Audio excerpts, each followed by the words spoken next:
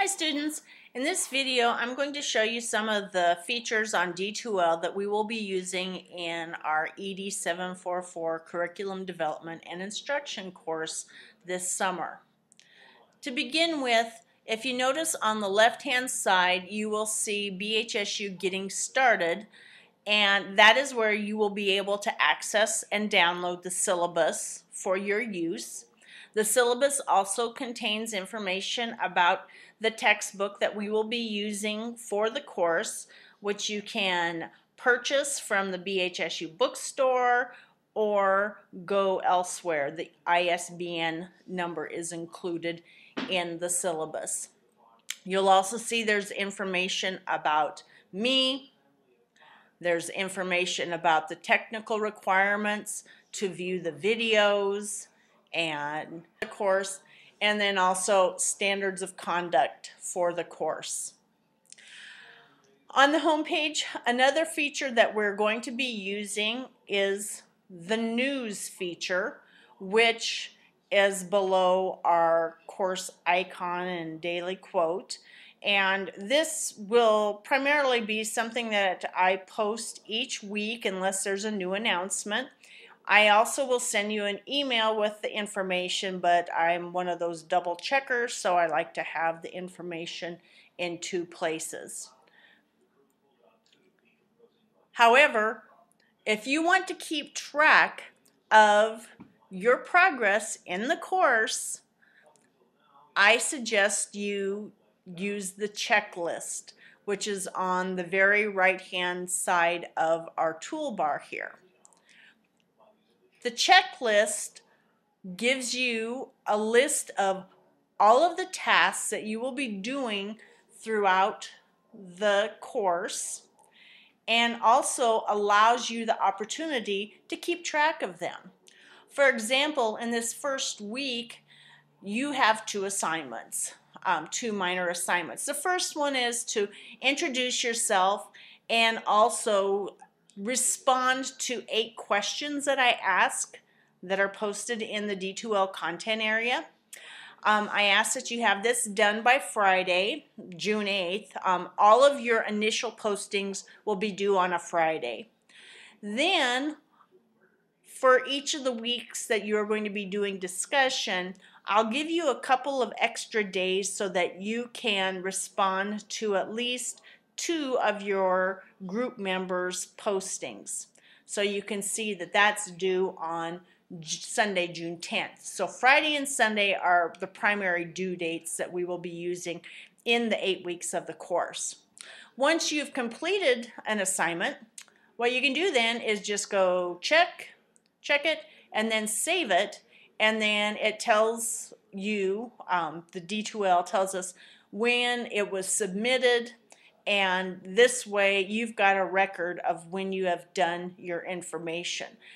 For example, not that I may miss something in a, in a grade book and so on. If you've used a checklist, you can say, well, I completed this on Sunday, June 3rd, so, or just give me a screenshot and I can go from there. So it's a very handy tool for you to use.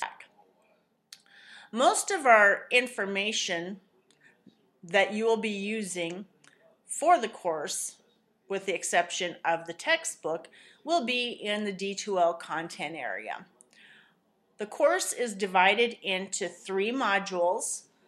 Week 1 is getting to know each other, developing the unit, building the learning community.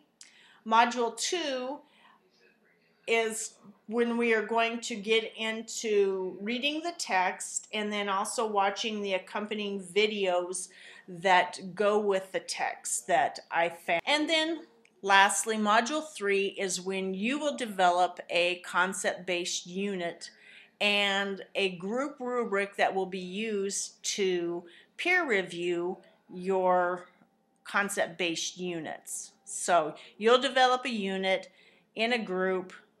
Each person will develop an individual unit, but you will peer review in a group, and that will be done primarily through July.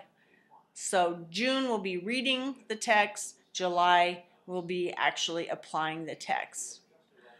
Also, since I'm a person that likes to have examples, if I can see it, I can do it, of the concept-based units that have been completed by some of my previous ED744 students, just to give you an idea on what they have. Now, there could be a chance where some of them may have addressed a certain portion of the concept-based unit better than others.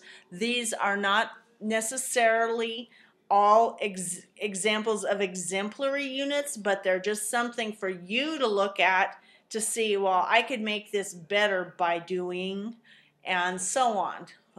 Because that's, I don't know about you, but when I go to conferences and so on, when I can see something, as I said, I can do it, but then I like to make it my own, following the guidelines. That will be spelled out for you in Chapter 4 of the text.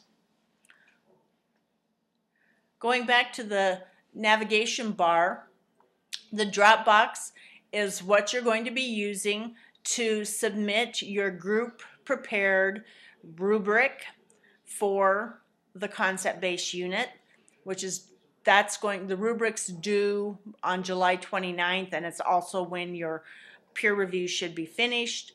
And then likewise, this is where you're going to submit your final concept-based unit on August 1st. We also have the class list, which has all the people that are in our course this semester. And if you haven't done so, which most of you have, I strongly encourage you to upload a picture of yourself so that we can all put a face with a name.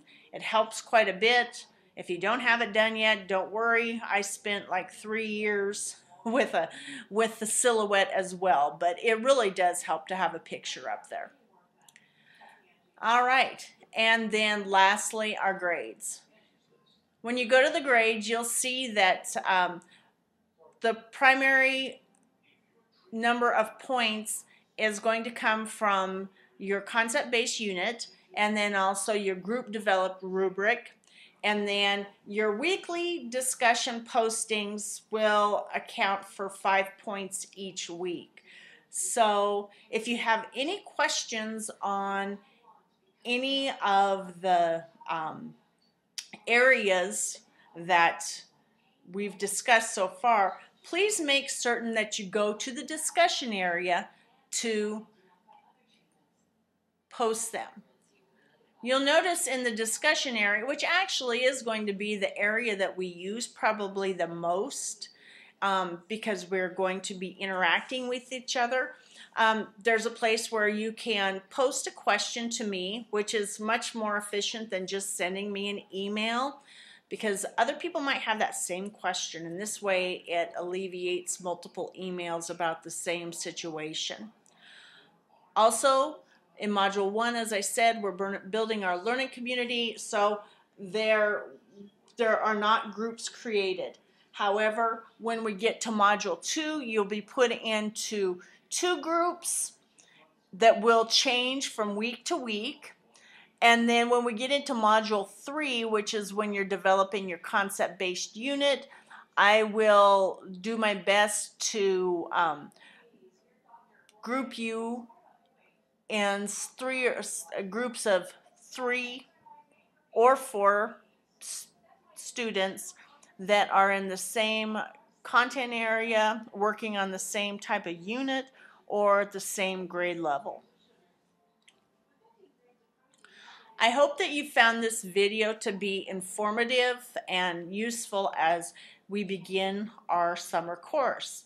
This is probably one of my most favorite classes to teach because of the fact that you're going to be developing something that you will be able to use in your class next year, particularly knowing that the Common Core state standards are, amongst us. You can be using those and applying them in your concept-based unit. Thank you, and I look forward to working with you throughout the semester.